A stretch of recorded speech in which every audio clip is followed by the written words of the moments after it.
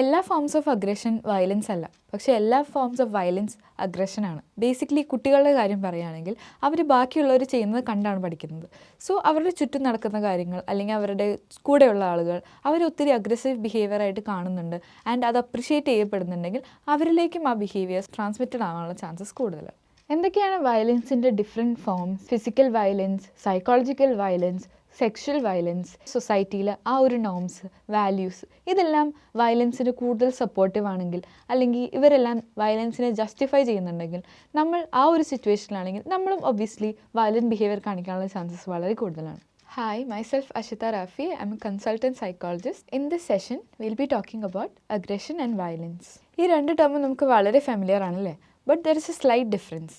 അപ്പോൾ ഈ സെഷനിൽ അഗ്രഷൻ എന്തുകൊണ്ട് വരുന്നു, അഗ്രഷൻ എങ്ങനെയൊക്കെ എഫക്റ്റ് ചെയ്യാം, അതേപോലെ വയലൻസ് എന്തുകൊണ്ട് വരുന്നു, അതെങ്ങനെയൊക്കെ ആളുകളിൽ എഫക്റ്റ് ചെയ്യാം എന്നാണ് നമ്മൾ കാണാൻ പോകുന്നത്.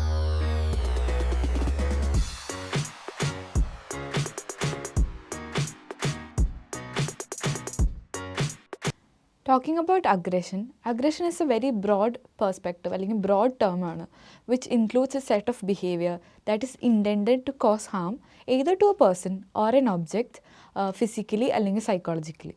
Aggression can be of verbal, physical, proactive or reactive. Aggression is a very natural and common aspect of human behavior. അല്ലേ, we often feel aggressive. നമുക്ക് പല പല സിറ്റുവേഷനിൽ നമ്മളെല്ലാവരും അഗ്രസീവ് ആയിട്ടുണ്ട്. Aggression actually can have A different variety of functions like self defence. നമുക്ക് self ഡിഫെൻസിന് വേണ്ടി aggression use ചെയ്യാറുണ്ട്, പലപ്പോഴും നമ്മൾ അങ്ങനെ ചെയ്യാറുണ്ട്. അതേപോലെ തന്നെ to win a conversation or a conflict we often become aggressive. അതേപോലെ to win a fight and to show our dominance to other people, we use aggression in our daily lives. എല്ലാ forms of aggression violence അല്ല, പക്ഷേ എല്ലാ forms of violence അഗ്രഷനാണ്. അതായത് അഗ്രഷനിൽ നമുക്ക് non violent forms of അഗ്രഷനും ഉണ്ട്.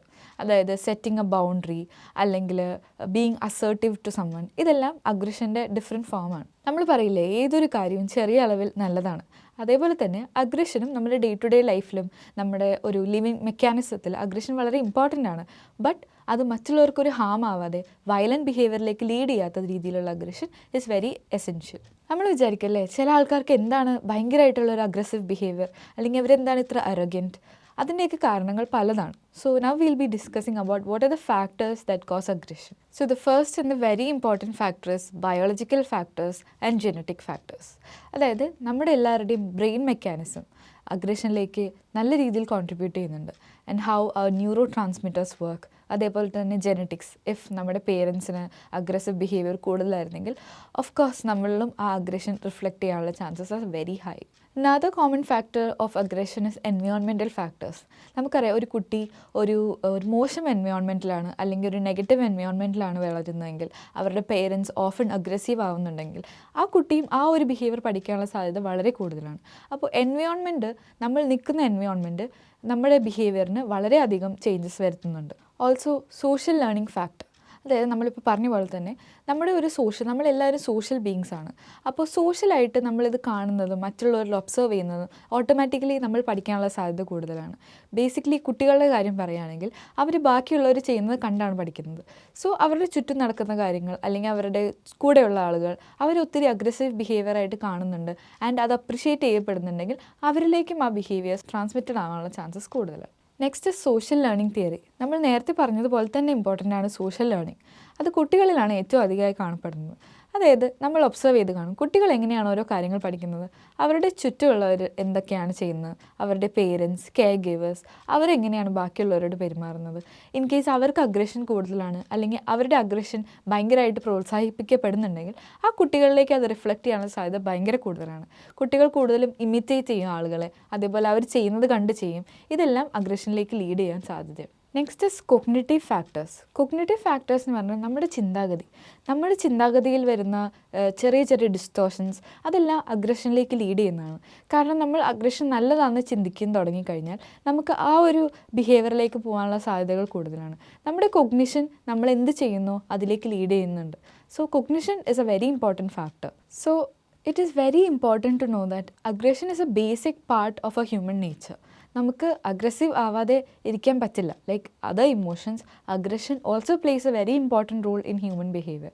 പക്ഷേ it has an extent to which it doesn't cause violence or harm to any other person or object. ഈ aggressive ബിഹേവിയറിനെ നമുക്ക് എങ്ങനെ കോപ്പപ്പ് ചെയ്യാം, അതിനെ എങ്ങനെ ഡീൽ ചെയ്യാം എന്നുള്ള വഴികളാണ് നമ്മൾ കാണാൻ പോകുന്നത്.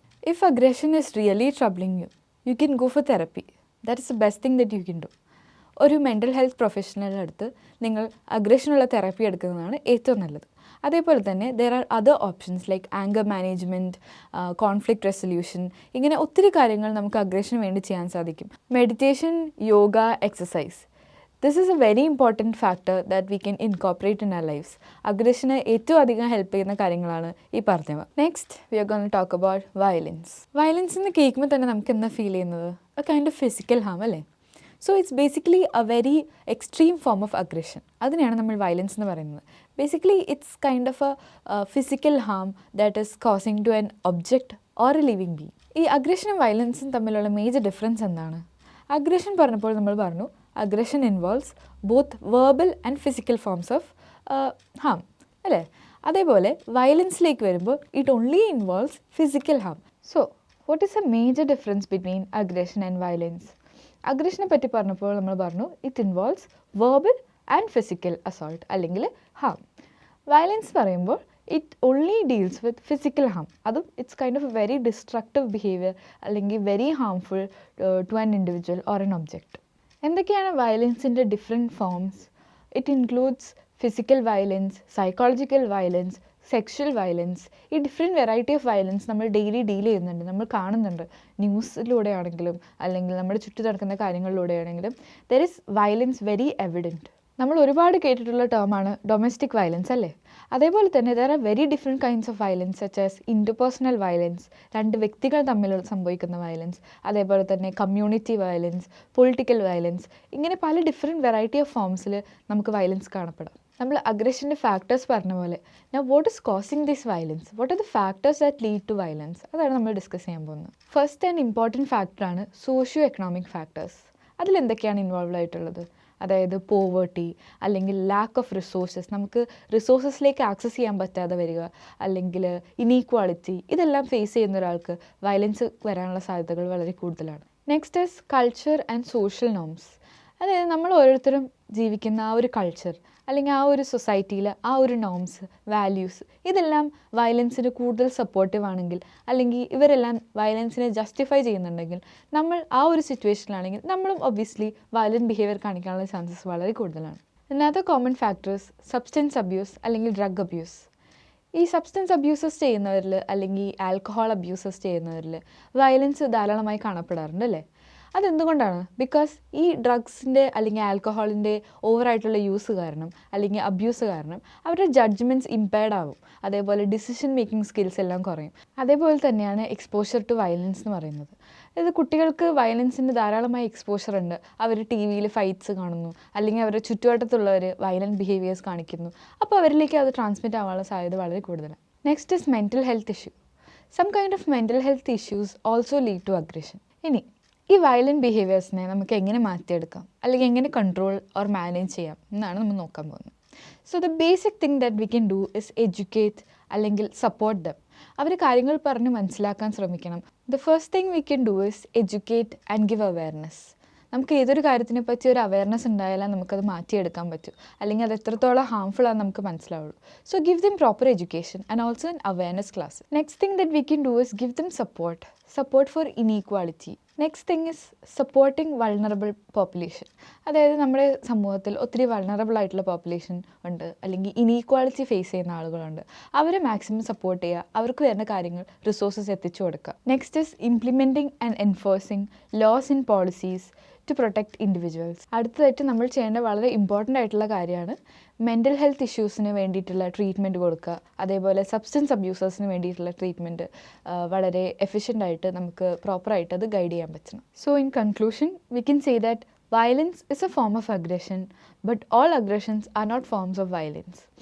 അഗ്രഷനിൽ ഫിസിക്കലും വേർബലും ഉണ്ട്, പക്ഷേ വയലൻസിൽ ബേസിക്കലി ഫിസിക്കൽ ഹാമാണ് ഇൻവോൾവ് ആയിട്ടുള്ളത്. Aggression is actually very common in ആ ഡെയിലി ലൈഫ് അല്ലേ? നമ്മളെല്ലാവരും ഒരു പോയിൻ്റ് ഓഫ് സിറ്റുവേഷനിൽ നമ്മൾ അഗ്രസീവ് ബിഹേവിയർ കാണിക്കാറുണ്ട്. But there is limit. നമ്മൾ ഒരു എക്സ്റ്റെൻഡ് വിട്ട് അഗ്രസീവ് ബിഹേവിയർ കാണിക്കുന്നത് it's not normal. And also violence is highly inacceptable. പക്ഷേ അഗ്രഷൻ കുറച്ച് അല്ലെങ്കിൽ ചെറിയ രീതിയിൽ ആക്സെപ്റ്റബിൾ ആയിട്ടുള്ള ബിഹേവിയറാണ്. Violence is specifically intended to harm others അല്ലെങ്കിൽ objects in a very extreme form of aggression. അതിനാണ് നമ്മൾ വയലൻസ് എന്ന് പറയുന്നത്. So violence is very much unacceptable. And വയലൻസിന് നമ്മൾ പ്രോപ്പറായിട്ടുള്ള ഗൈഡൻസ്, സപ്പോർട്ട് എല്ലാം കൊടുത്ത് നമ്മളത് മാറ്റിയെടുക്കേണ്ടത് it's our responsibility. So I hope you're clear with both the topics of aggression and violence. Thank you.